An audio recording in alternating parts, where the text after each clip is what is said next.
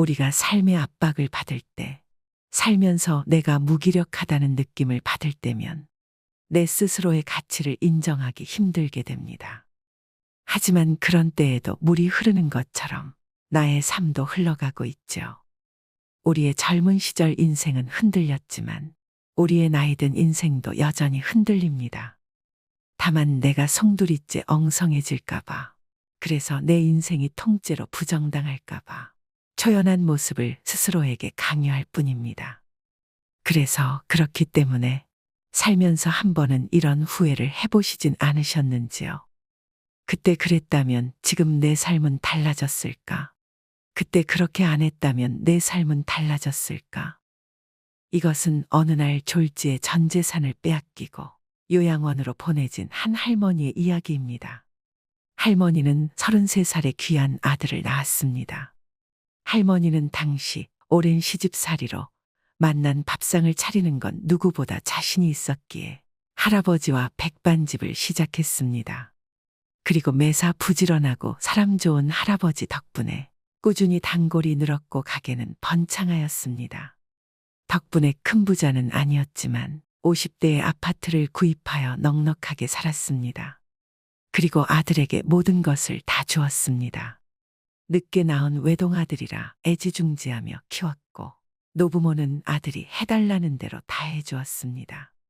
할머니 옷은 남한테 얻어입을지언정 아들은 어디 가서 기죽지 말라고 백화점 고급 브랜드 옷을 사서 입혔었죠. 게다가 아들이 먹고 싶어하는 것은 다 사주고 아들이 먹다 남긴 거 먹으면서 할머니 부부는 50원짜리 빵도 안 사 먹고 아껴가며 살았습니다. 그래도 공부를 잘했던 아들은 의대에 떡하니 합격했고 그런 아들을 뒷받침해주기 위해 부부는 아낌없이 뒷바라지를 해주었습니다. 아들만큼은 할머니, 할아버지처럼 힘들게 살지 않기를 바랬기 때문이었습니다. 하지만 아들은 늘 이렇게 이야기했습니다. 우리 집은 왜 항상 이런 거예요? 진짜 돈 걱정 안 하고 싶다고요. 할머니는 매일 새벽 5시에 일어나 도매시장에서 장을 보고 하루하루 장사를 해서 어렵게 번 것이 돈이라는 것이었지만 아들에게는 누르면 나오는 자판기처럼 그저 말하면 나오는 당연한 것이 돈이었습니다. 그래서인지 아들은 대학을 간 것도 성에 안 찼나 봅니다. 대학을 2년 다니다가 군대에 갔다 와서는 이렇게 얘기했습니다. 아무래도 국내는 너무 좁은 것 같아요. 유학 가고 싶어요. 노부부는 하나 있는 아들이 공부를 잘해서 유학까지 간다기에 너무 기뻤습니다. 그래서 즉각 자신들의 생명 같은 집을 팔아서 약 2억 정도 되는 돈을 마련해 줬습니다. 그리고 몇 년 후 공부를 마친 아들은 일본인 여자와 결혼을 했고 서울에 있는 일본계 대기업에 취직을 했습니다. 그리고 집에 이 사실을 알리며 이렇게 말했습니다. 저도 이제 성인이니 독립하려고요. 작은 아파트 하나만 사줘요. 제가 뭐 큰 거 바라는 거 아니잖아요. 그래서 할머니, 할아버지는 어차피 아들이 장가가면 사주려고 모은 적금을 깨서 18평짜리 아파트를 구입해 주었습니다. 하지만 그렇게 돈만 요구하던 아들은 같은 서울에 살면서도 명절에만 볼 수 있었고 반찬이라도 해서 가져다 준다고 하면 저 집에서 밥 안 먹어요. 일 때문에 바쁘니까 쓸데없이 찾아오지 마세요. 라고 매몰차게 말했습니다. 그런데 그 와중에 갑자기 할아버지는 남들 다 가는 해외여행 한 번 못 가보고 환갑잔치도 못한 채 위암으로 먼저 세상을 떠났습니다. 할머니는 남편을 먼저 보내고 상실감에 젖어 있는데 아들은 장례식이 끝나자마자 이렇게 얘기했습니다. 엄마, 지금 살고 계신 집 상속 좀 해주세요. 미리 상속해 주시면 상속세도 아끼고 좋잖아요. 그래서 할머니는 남편이 먼저 떠나 가뜩이나 약해진 마음도 있고 내가 늙으면 아들이 나를 보살펴 줄 거라는 믿음으로 5억이 넘는 아파트를 아들 명의로 해주었습니다. 그러자 아들은 기다렸다는 듯 부모님의 집을 팔아서 회사 근처에 20평대 아파트를 구입하였습니다. 거기에 가게 담보대출까지 받아달라고 하였습니다. 아들은 아파트를 상속받으면서 할머니 집의 월세는 내어준다고 약속했지만 한 번도 월세를 준 적이 없었습니다. 할머니는 홀몸으로 식당을 운영하시며 근근히 살아가셨습니다. 그러나 할머니의 연세가 75세가 넘어가자 오랜 가게 일로 인해 허리 수술을 하게 되셨고 유방암까지 걸려버리셨습니다. 그래서 이제는 도저히 장사할 수가 없었습니다. 아들은 장사를 그만두고 자기 집에서 지내라고 하고 가게를 뺀 돈으로 더 큰 주택으로 이사를 갔습니다. 할머니는 그렇게 가족 같던 이웃들과 이별하고 아들 집에서 3년을 보내게 되었습니다. 하지만 할머니에게 주어진 환경은 감옥과 다름없는 1층 구석진 방이 다였습니다. 건강이 나빴던 할머니는 하루 세 끼를 잘 챙겨 먹어야 했지만 며느리는 시어머니 끼니를 챙겨주지 않았습니다. 그래서 할머니는 불편한 몸을 이끌고 직접 밥을 지어 먹었습니다. 하지만 그마저도 그릇 달그락 거리는 소리가 거슬린다는 며느리의 눈치를 봐야 했습니다. 그러던 어느 날 할머니는 우연히 며느리의 충격적인 이야기를 들었습니다. 여보, 나 못 살겠어. 나 어머니랑 언제까지 계속 살아? 자기가 앞으로 3년 안에 돌아가신다고, 그래서 그 전까지만 모시면 된다고 했잖아. 그러자 아들은 며느리에게 이렇게 말했습니다. 아직까지는 사람들 시선이 있어서 안 돼.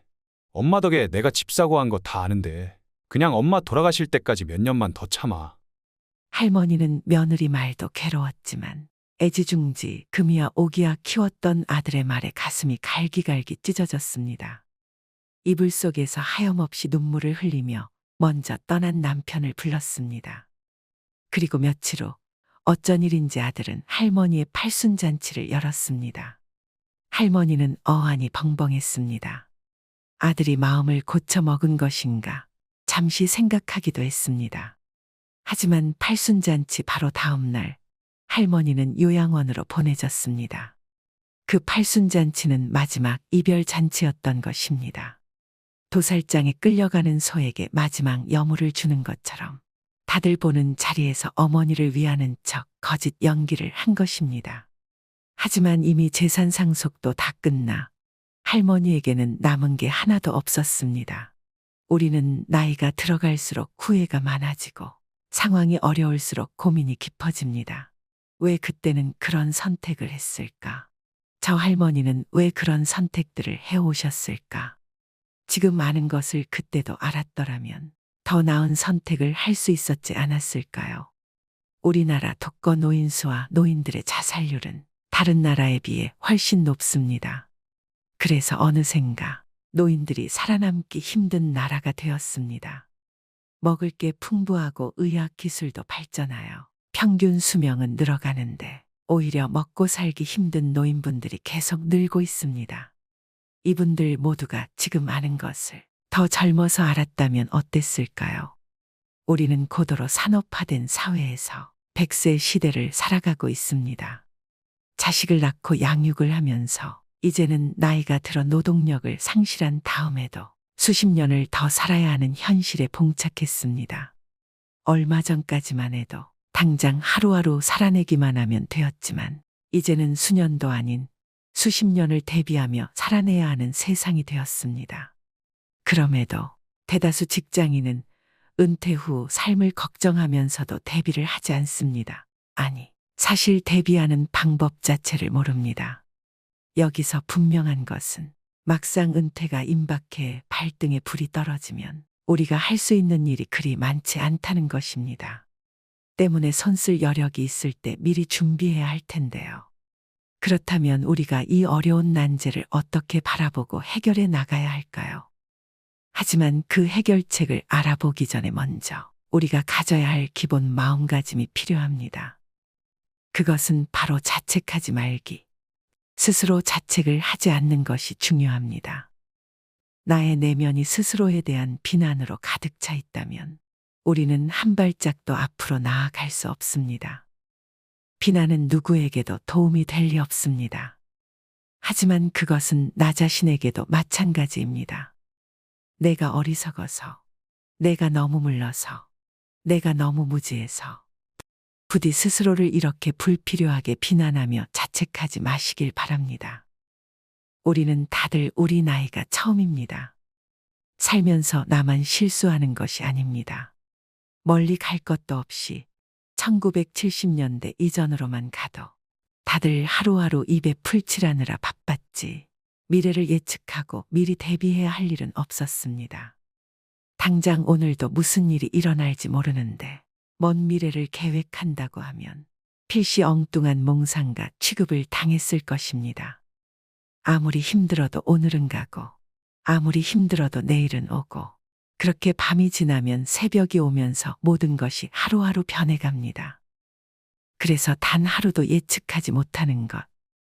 그것이 우리의 인생 아니던가요? 그 누가 이렇게 짧은 기간에 이렇게나 세상이 바뀔 거라고 예상이나 했을까요? 날마다 순간마다 숨을 쉬고 살면서도 숨쉬는 고마움을 잊고 사는 것처럼 우리는 나를 아끼고 사랑해야지 몇 번쯤 생각하면서도 이내 잊어버립니다. 그러하니 잊지 말고 또 잊지 말고 다짐해 보세요. 다시 숨쉬고 다시 자기 자신을 사랑해 보세요. 내가 살아있는 것 자체가 희망이고 내 주변에 있어주는 이들 또한 희망이라는 사실을 잊지 마세요. 그 마음을 꼭 간직하신 채 나의 내면을 조금이나마 추스리신 채 다음 해결책에 대해 고민해 보시면 좋을 것 같습니다. 지금부터 소개해 드릴 글은 70대 이상의 노인들이 다시 40대, 50대로 돌아간다면 꼭 하고 싶다는 일 6가지입니다. 중년이신 분들에게는 앞서가신 인생 선배들에게 지혜를 얻는 시간이 되셨으면 좋겠고, 이미 연세가 70 이상 드신 분들이라도 아직 늦지 않았으니 참고하시면 도움이 될 거라 생각합니다. 첫째, 퇴직하고 할 일을 미리 준비해 둘 걸.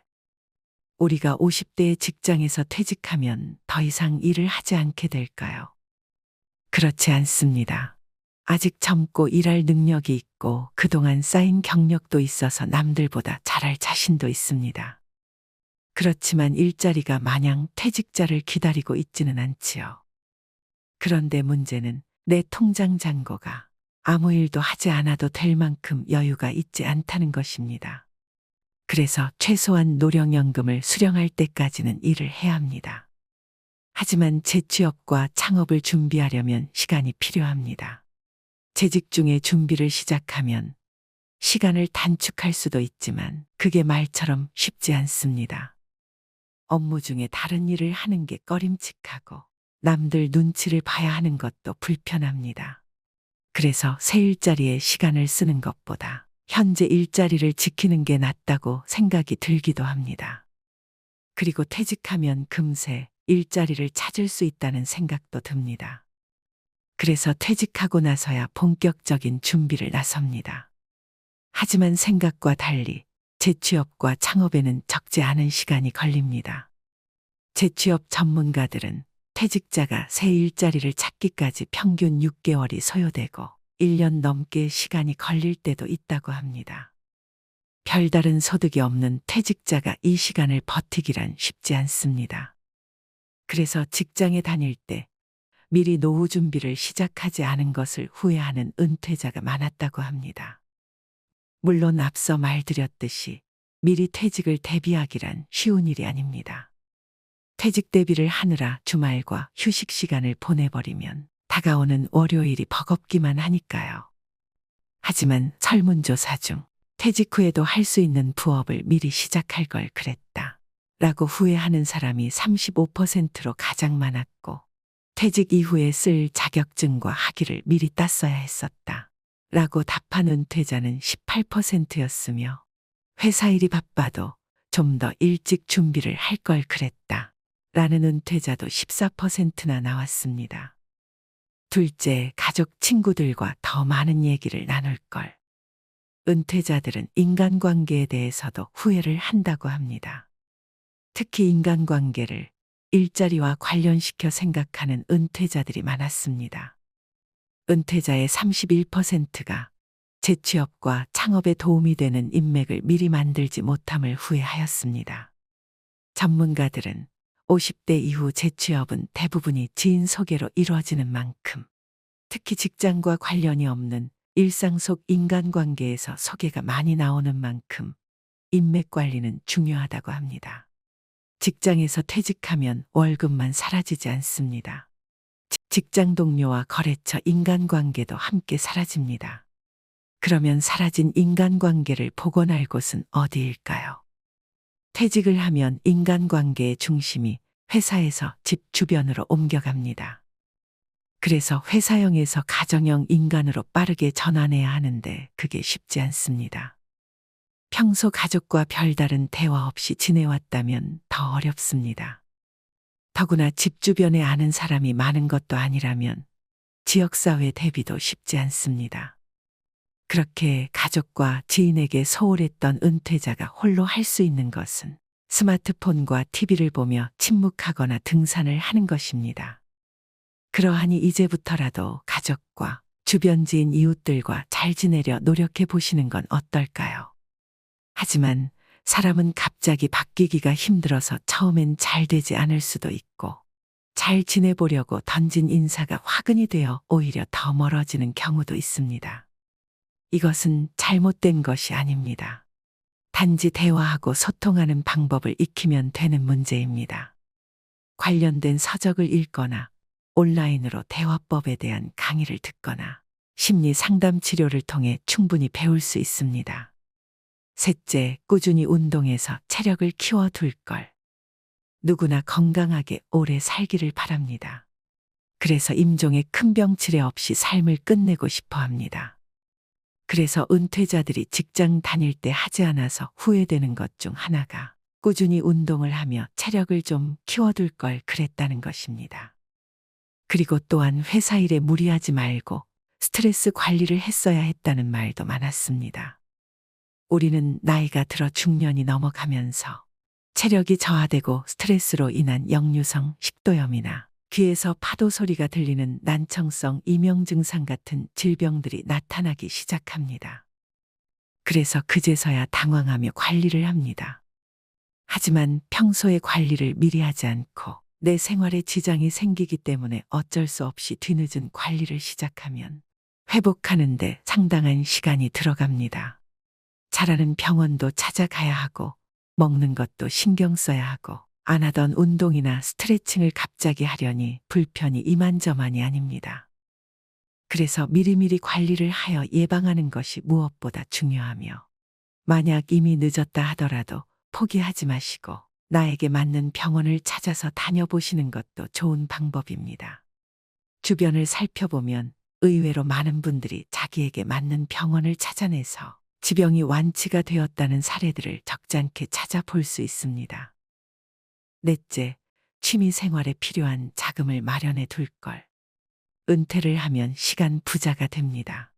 하지만 우리가 시간을 보내려면 돈이 필요합니다. 거기에 재밌게 보내려면 더 많은 돈이 필요합니다. 그래서 은퇴자들은 취미 생활에 필요한 자금을 미리 준비해 두지 못해서 후회를 많이 한다고 합니다. 그렇다면 우리는 은퇴 이후 취미 생활을 어떻게 준비해야 할까요? 전문가들에 따르면 여가와 취미 활동에는 선택과 균형이 필요하다고 합니다. 즉 돈이 많이 드는 것과 적게 드는 것을 잘 조화시켜야 한다는 것입니다. 별 다른 소득이 없는 상황에서 여행과 골프처럼 돈이 많이 드는 취미만 즐기며 살 수는 없습니다. 따라서 돈이 없을 때도 친구와 편하게 즐길 수 있는 취미를 준비해 보시는 건 어떨까요? 예를 들면 친구와 평일 낮에 지하철이나 시내버스를 타고 가시다가 마음에 드는 곳 아무데나 내려서 그 주변을 산책을 하셔도 좋고 아무데나 앉아 시를 써보시거나 수필을 적거나 사진을 찍으시거나 풍경을 그려보는 건 어떠실까요? 다섯째, 개인연금에 더 많이 관심을 가질 걸. 직장에서 퇴직하면 아무래도 가장 아쉬운 것은 다달이 받던 월급이라 할 수 있겠습니다. 퇴직하면 월급이 사라지고 그 자리를 연금이 대신합니다. 하지만 아무리 준비를 잘하더라도 연금이 월급을 대체하지는 못할 뿐더러 이 연금조차 못 받는 분들이 태반입니다. 그래서 여러모로 돈이 아쉬워집니다. 실제로 정년을 앞둔 예비 은퇴자들이 말하길 연말정산 때 세액공제 혜택을 주는 연금저축과 개인형 퇴직연금에 가입하지 않은 것을 후회하신다고 합니다. 미리 연금저축과 개인형 퇴직연금에 가입했더라면 더도 덜도 말고 매년 세액공제 한도에 맞춰 꾸준히 저축을 했더라면 소득 공백도 메우고 생활비에 보탤 수도 있었을 텐데요. 이렇게 개인연금에 대한 아쉬움이 큰 것은 노령연금만 갖고 노후 생활비를 충당할 수 없기 때문입니다.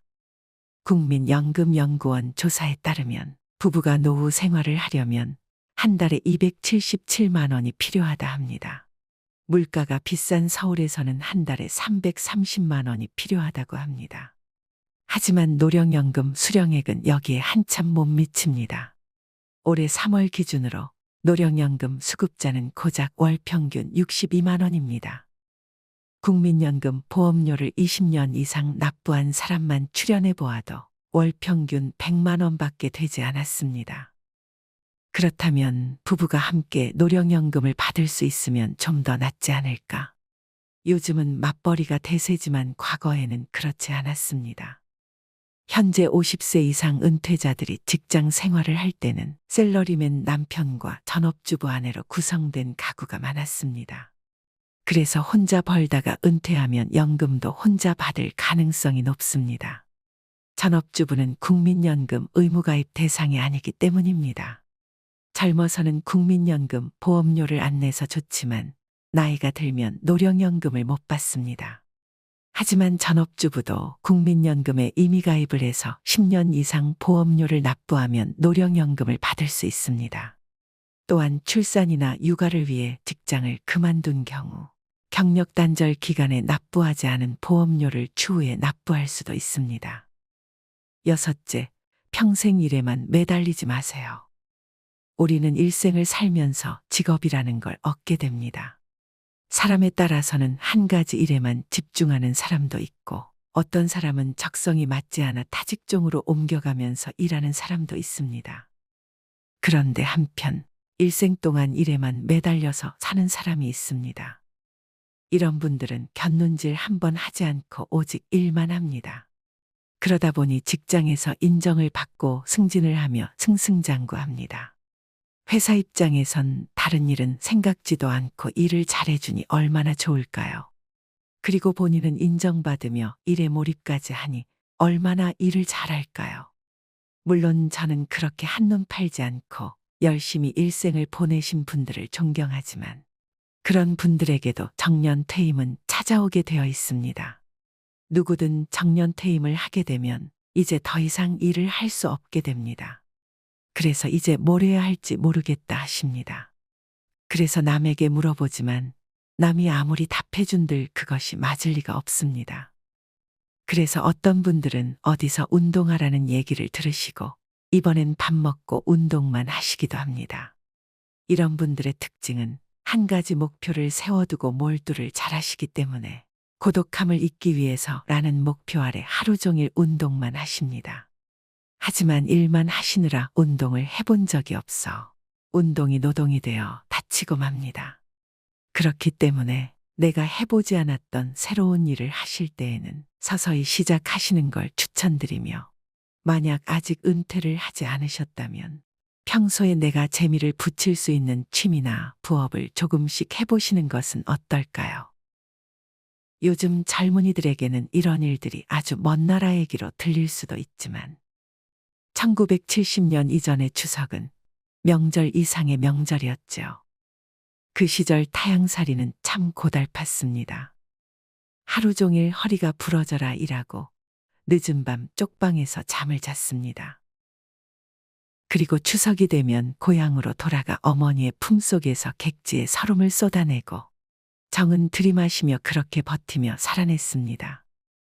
하지만 삶이 공공하여 고향조차 돌아오지 못하는 이들도 있었습니다. 그래서 자식이 오지 않는 어머니는 끝내 울음을 터뜨렸습니다. 그래서 다들 그 집 앞을 지날 때 발소리를 죽여야 했습니다. 그래서 객지의 자식들은 죽으림을 다해 고향을 찾아갔습니다. 하지만 요즘 추석은 사뭇 다릅니다. 해마다 추석이 쪼그라들고 있습니다. 기차역보다 공항이 붐비고 있으며 고향의 부모님들도 세상을 하나 둘 뜨면서 고향도 쪼그라들었습니다. 그리고 고향을 떠나 도시에 뿌리를 내린 사람들도 늙어가고 있습니다. 젊은이들도 둥근 달을 보며 고향 생각을 할까? 달 속에 어머니가 나타날까? 그러기엔 요즘 젊은이들은 주어진 삶이 너무 무겁습니다. 그래서 부모님들은 자식을 사랑하는 마음에 당장 못 보더라도 괜찮으니 오지 말라고 요즘 세상에 누가 명절을 다 챙기느냐고 선수를 치기도 합니다. 그래야 애들 마음이 편하지 않겠느냐고 말입니다. 그래도 나이 들어 자식 필요 없다는 말, 나이 들면 사람이 싫어진다는 말, 나이 들면 믿을 사람 아무도 없다는 말, 너무 자주 하진 마시길 바랍니다. 막상 무인도에 가서 혼자 되면 제일 먼저 사람이 그리워질 테니까요. 세상에는 사람들이 있어서 아름다운 걸 즉시 알게 될 테니까요. 외로우니까 사람이며 살아간다는 것은 외로움을 견디는 일입니다. 눈이 오면 눈길을 걸어가고 비가 오면 빗길을 걸어갈 뿐입니다. 산그림자도 외로워서 하루에 한 번씩 마을로 내려옵니다. 종소리도 외로워서 울려 퍼집니다. 시청해 주셔서 감사합니다.